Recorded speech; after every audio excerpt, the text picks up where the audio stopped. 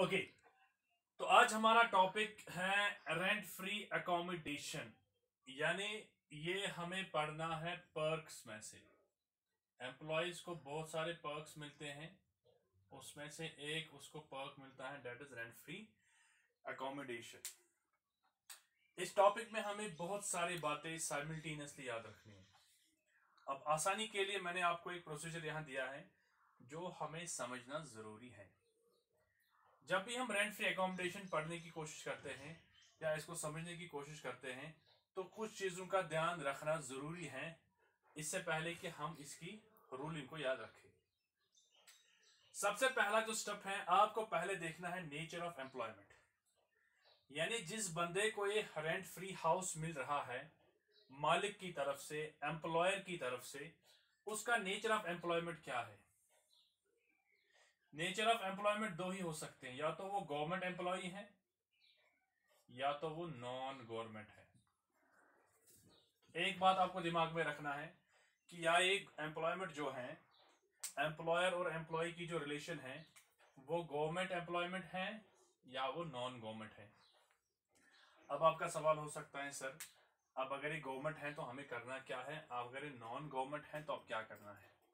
फिलहाल आप इसको याद ही रखिए, आगे मैं बताऊंगा गवर्नमेंट के वक्त हमें क्या करना है और नॉन गवर्नमेंट के वक्त हमें क्या करना है। तो first point, we have to identify the nature of employment.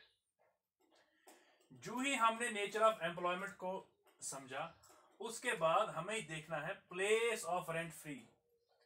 भाई ये जो इसको मकान मिला, रेंट फ्री जो मिला, ये कहां पे मिला। दूसरा पॉइंट है प्लेस। अब प्लेस के वक्त हमें ये चीजें नहीं देखनी है कौन सी सिटी है, कौन सा महला है, ये चीजें इंपॉर्टेंट है आगे, लेकिन फिलहाल के लिए हमें ये देखना है। टैक्स वालों ने 3 कैटेगरीज की हैं कि जब भी आप प्लेस डिसाइड करोगे वहां 3 चीजें चेक करो। एज पर लास्ट सेंसस, हमारा जो सेंसस लास्ट हुआ था 2011 में, 2011 के हिसाब से जहां आपको ये मकान मिला वहां की पॉपुलेशन चेक करो। क्या वहां की पॉपुलेशन 25 लाख से ज्यादा है। यानी रेंट फ्री हाउस मिला, ये उस जगह मिला, सेंसस कह रहा है कि वहां की पॉपुलेशन, हमें चेक करना है कि वहां की पॉपुलेशन 25 लाख से ज्यादा है या वहां की पॉपुलेशन 10 लाख से ज्यादा है और 25 लाख तक। And the third category is कि वहां की पॉपुलेशन 10 लाख और 10 लाख से कम है। यानी जब आप रेंट फ्री अकोमोडेशन की प्लेस चेक करनी है हमें वहां उस जगह की पॉपुलेशन को चेक करना है। टैक्स वालों ने पॉपुलेशन को 3 कैटेगरीज में बनाया है और वो कहते हैं जब भी आपको चेक करना है आपके पास सेंसस 2011 का रिकॉर्ड होना चाहिए। तो उसके हिसाब से आप देखिए जहां आपको ये रेंट फ्री मिल रहा है क्या वहां की पॉपुलेशन 25 लाख से ज्यादा है, ये पहली कैटेगरी आ गई। क्या वहां की पॉपुलेशन 10 लाख से ज्यादा और 25 लाख तक है, ये आ गई दूसरी कैटेगरी। तीसरी कैटेगरी तो सीधी सीधी आ गई 10 लाख और लेसर देन 10 लाख। आपको देखना है कि इन 3 कैटेगरीज में आपका रेंट फ्री अकोमोडेशन कहां है। जो ही आप ये आइडेंटिफाई करोगे, चाहे फर्स्ट केस आएगा, सेकंड आएगा या थर्ड आएगा, आगे उसमें रूलिंग है वो हम बताएंगे। फिलहाल तो हम टाइटल ही याद रखते हैं।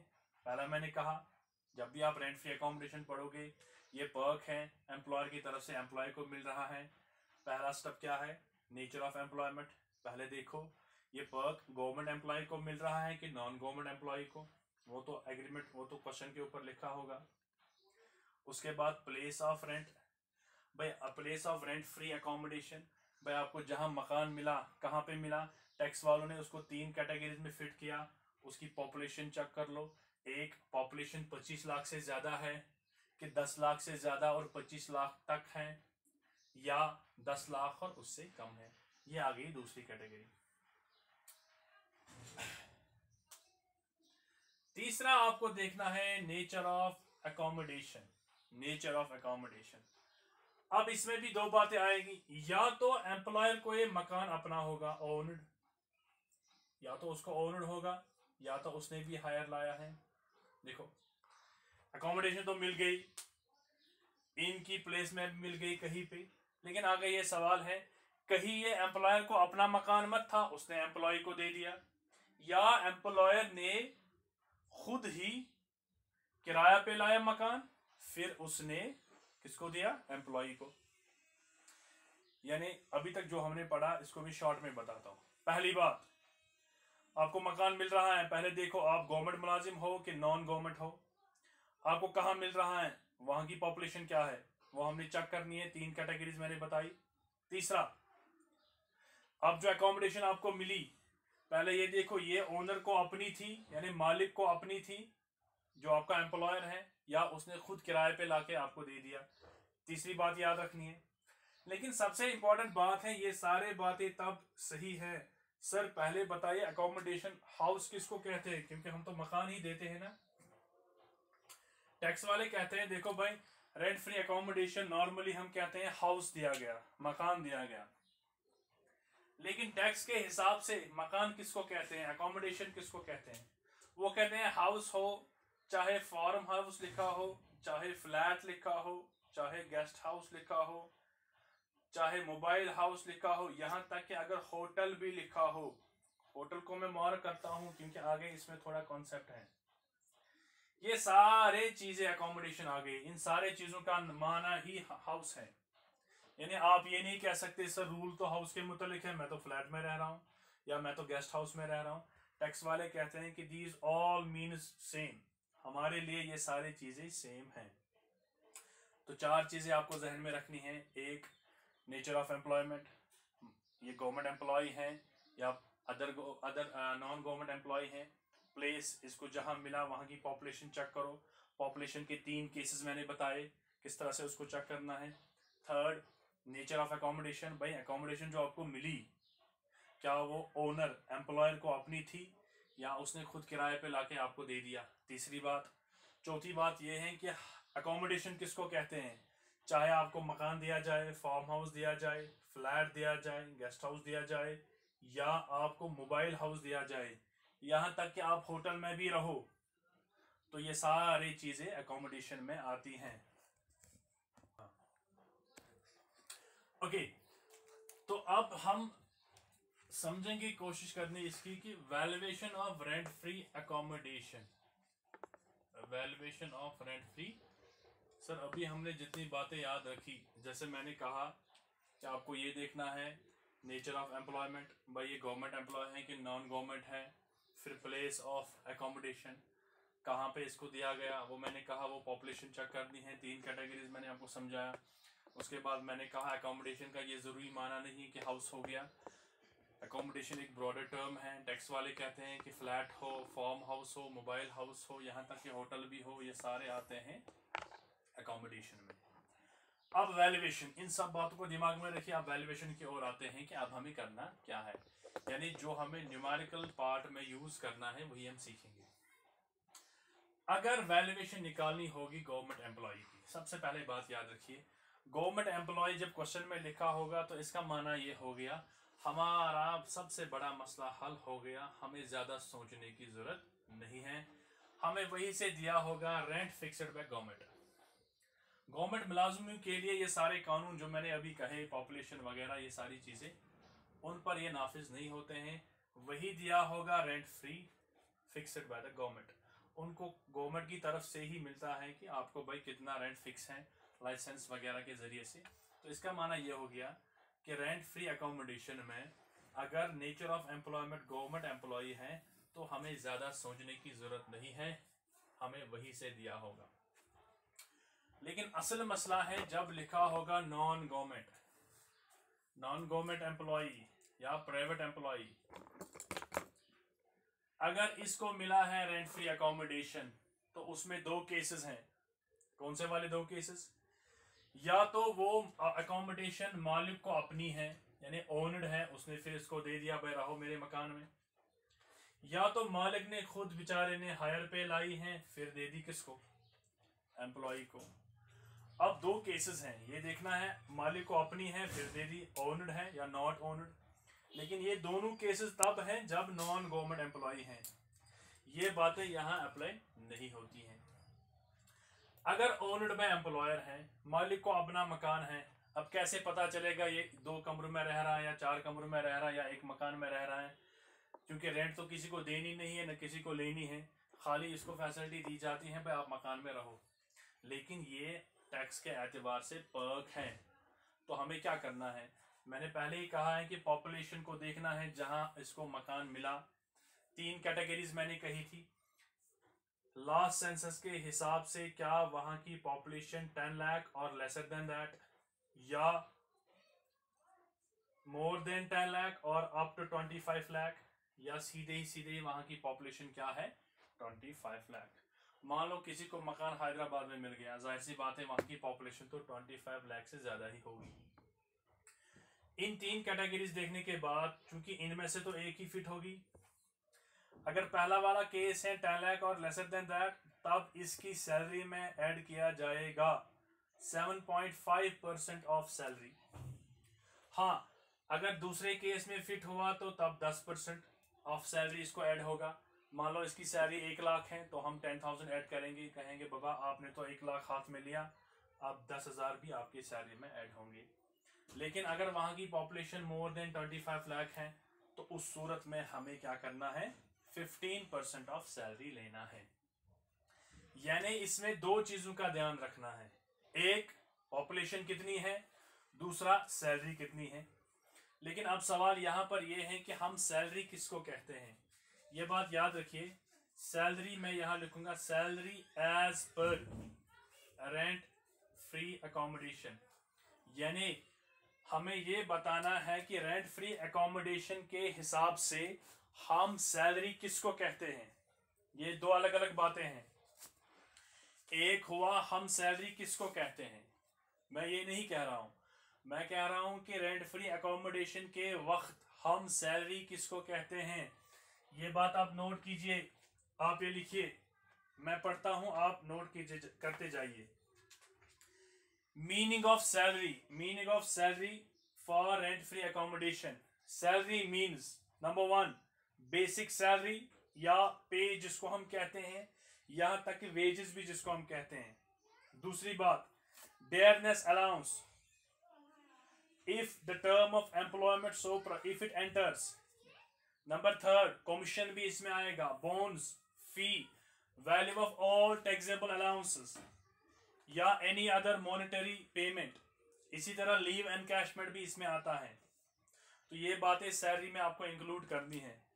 अब कौन सी चीजें सैलरी में नहीं आती हैं, यानी अकोमोडेशन की सैलरी कैलकुलेट करने के वक्त, dearness allowance if not paid, any other allowance which is exempted one. इसी तरह employers contribution in, this is very important, employer का जो कंट्रीब्यूशन है एम्प्लॉयज प्रोविडेंट फंड में। इसी तरह leave encashment salary if it relates to leave earned in earlier previous year. और finally income tax of employee if paid by employer. यह आपके किताब में है 2.35 पेज पे। तो ये सारी बातें याद रखने के बाद हम जी सैलरी निकालेंगे, हम जी अकोमोडेशन का वैल्यू निकालेंगे। लेकिन ये सारी जो हमने परेशानी उठाई, पॉपुलेशन चेक करना, फिर परसेंटेज चेक करना, उससे पहले सैलरी में क्या क्या आएगा, ये तो तब है जब होगा ओनर्ड बाय एम्प्लॉयर। लेकिन अगर ये हायर है, अब तो मालिक का अपना मकान नहीं है, उसने बेचारे ने सीधे हायर करके मकान लाया और हमें दे दिया या आपको दे दिया, मुलाजिम को दे दिया, उस वक्त फिर ये बातें यूज नहीं होती हैं। ये सारी बातें तभी यूज होती हैं जब ओनर लिखा होगा, मालिक का अपना मकान है, तब ऐसे निकालना है। अब चूंकि पता ही है आप कितना दे रहे हैं, अब निकालने की जरूरत नहीं है, तो उस सूरत में हम क्या करते हैं, वी से एक्चुअल रेंट पेड, यानी अगर हायर्ड बाय एम्प्लॉयर होगा तो एक्चुअल रेंट पेड जितना उसने दिया होगा, और 15% ऑफ सैलरी, यानी एम्प्लॉय का 15% ऑफ सैलरी निकालना है, विच एवर इज लेसर, यानी इन दोनों में छोटा जही वो है, वही हमें इंक्लूड करना है। अब मैं वापस इसको समअप करता हूं, हमने इसमें क्या पढ़ा। हमें रेंट फ्री अकोमोडेशन का वैल्यू निकालना है, कैसे निकालेंगे। सबसे पहले हमें ये देखना है नेचर ऑफ एम्प्लॉयमेंट, अगर गवर्नमेंट एम्प्लॉय है या नॉन गवर्नमेंट है।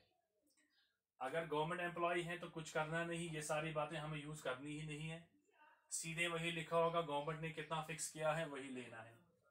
लेकिन ये सारी परेशानी तब है जब नॉन गवर्नमेंट होगा। अब नॉन गवर्नमेंट में भी दो चीजें हैं, या तो मालिक ने अपना मकान दे दिया जो उसका जो ओनरशिप उसके पास थी, या उसने तो खुद हायर किया है। अगर ओनर्ड हैं तब पॉपुलेशन से काम लेना है। पॉपुलेशन की 3 कैटेगरीज मैंने आपको बताई। पहली कैटेगरी में 7.5% ऑफ सैलरी लेना है, दूसरे में 10% ऑफ सैलरी, तीसरे में 15% ऑफ सैलरी। इसी तरह जब मैंने कहा सैलरी, फिर मैंने सैलरी को एक्सप्लेन किया, सैलरी में क्या क्या आता है वही हमें लेना है। हाँ, अगर ये हायर है तब ये बातें यूज नहीं होती हैं, हमें खुद देखना है कितना पे किया है या 15% ऑफ सैलरी कितना बनता है, इन दोनों में से जो छोटा है वही हमें लेना है। सो दिस वाज अकोमोडेशन, जो वैल्यू हम निकालते हैं,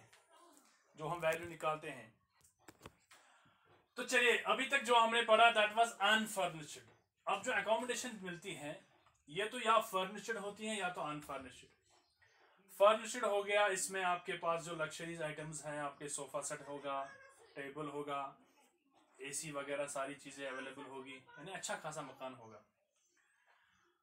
तो अभी तक जो हमने पढ़ा दैट वाज अनफर्निश्ड। अब टोटल में हम पढ़ेंगे वैल्यू ऑफ फर्निश्ड अकोमोडेशन। तो सबसे पहले हमने पढ़ा value of unfurnished accommodation. Unfurnished, उसमें हमने रूल्स बताया आपको करना क्या है। अगर गवर्नमेंट एम्प्लॉय है तो कुछ नहीं करना है, फिक्स्ड है। अगर नॉन गवर्नमेंट है उसमें पॉपुलेशन देखनी है, पॉपुलेशन के हिसाब से परसेंटेज हमें यूज करनी है, वही अप्लाई होगा। या वो तब होगा जब ओनर मालिक होगा इस मकान का, लेकिन अगर वो रेंट पे दिया होगा, रेंट की वजह से उसने रेंट पे लाया फिर दिया, उसके रूल्स हमने पढ़े। अब है cost of accommodation, furnished accommodation. यहां तक तो रूल हमने पढ़ा पिछले लेक्चर में, ये तो समझ आया। अब जो फर्निश्ड वाला पार्ट है उसमें सिंपल है, उसका जितना भी कीमत होगा 10% of actual cost of furniture if owned by employer. अगर वो सारा फर्नीचर का माना अब खाली टेबल सोफा सेट नहीं हुआ, नीचे जो फर्श है टैक्स के हिसाब से वो भी फर्नीचर में ही आता है। अगर ये सारा ओनर है, ये मालिक इसका एम्प्लॉयर का अपना है, तो उसका 10% हमें लेना है। मान लो हमारा जो फर्नीचर है इसकी टोटल कॉस्ट बनती है 1 लाख रुपीस, और ओनर है ये मालिक जो है वो इसका ओनर है, तो 1 लाख में से 10,000 रुपीज सैलरी में ऐड होगा। या अगर अब वो मालिक नहीं है तब 10% लगाने की जरूरत नहीं है। Actual hire charge on the furniture if taken, यानी अगर मालिक ने खुद ये किराया पे लाया है, अब किराए पे जितना रकम बनता है या तो वो लेना है या तो 10% ऑफ कॉस्ट। इसमें हायर लेसर नहीं है, इसमें देखना है होता क्या है। अगर ओनरशिप है तब तो अपना फर्नीचर है तब 10% इसका कॉस्ट इंक्रीज होगा, लेकिन अगर हायर होगा तो हायर चार्जेस ही होंगे। और इन दो पॉइंट्स में सबसे इंपॉर्टेंट बात यह है वेदर गवर्नमेंट एम्प्लॉय और नॉन गवर्नमेंट एम्प्लॉय, यानी यहाँ पे गवर्नमेंट एम्प्लॉय को छूट नहीं है। जिस तरह हम प्राइवेट एम्प्लॉय या नॉन गवर्नमेंट एम्प्लॉय के साथ रूलिंग अप्लाई करते हैं, बिल्कुल वैसे ही होता है गवर्नमेंट एम्प्लॉय के साथ भी। यानी जो पहले हमने पढ़ा फिक्स्ड, वो हमने अनफर्निश्ड के वक्त पढ़ा था गवर्नमेंट को, लेकिन जब गवर्नमेंट को भी हम फर्निश्ड देंगे, गवर्नमेंट एम्प्लॉय को भी फर्निश्ड देंगे, तो उस वक्त रूल सेम है भाई। या तो 10% ऑफ कॉस्ट आपके सैलरी में ऐड होगा अगर आपका एम्प्लॉयर मालिक है इस फर्नीचर का। अगर मालिक नहीं है, अगर उसने किराया पे लाया है तो किराया का खर्चा आप पे ऐड होगा, ठीक। लेकिन मैंने यहाँ लिखा वेदर गवर्नमेंट एम्प्लॉय और नॉन गवर्नमेंट एम्प्लॉय, इन दो केसेस में, यानी नेक्स्ट केस में ये अप्लाई होता है गवर्नमेंट के लिए भी और नॉन गवर्नमेंट के लिए भी। लेकिन पहला जो केस है वैल्यू ऑफ अनफर्निश्ड अकोमोडेशन, इसमें जो गवर्नमेंट वाला है उसके लिए फिक्स्ड रेट है, कुछ करना नहीं है। So this was total about rent free accommodation. अब एंड में मैं कुछ पॉइंट्स बताता हूं जो इंपॉर्टेंट है। नंबर 1, नेचर ऑफ एम्प्लॉयमेंट पहले चेक करो, गवर्नमेंट है प्राइवेट है। Number 2, place of employment. Number 3, accommodation की डेफिनेशन हमने पढ़ी। नंबर 4, आपको ये देखना है ये फर्निचर्ड है कि अनफर्निश्ड। नंबर 5, ये ओन्ड है कि रेंटेड है। अब इन जो हमने ये पढ़ा रूल्स, इस पे अब एक्सेप्शंस हैं। अब इस सारे चीज में क्या एक्सेप्शन है वो नेक्स्ट टॉपिक में हम पढ़ेंगे, लेकिन उससे पहले हम कुछ क्वेश्चंस करेंगे जो इसी बेस पे होंगे। आई होप जितना पॉसिबल हुआ इस 2G नेटवर्क पे तो मैंने कोशिश की। थैंक यू फॉर टुडे, आज के लिए इतना ही।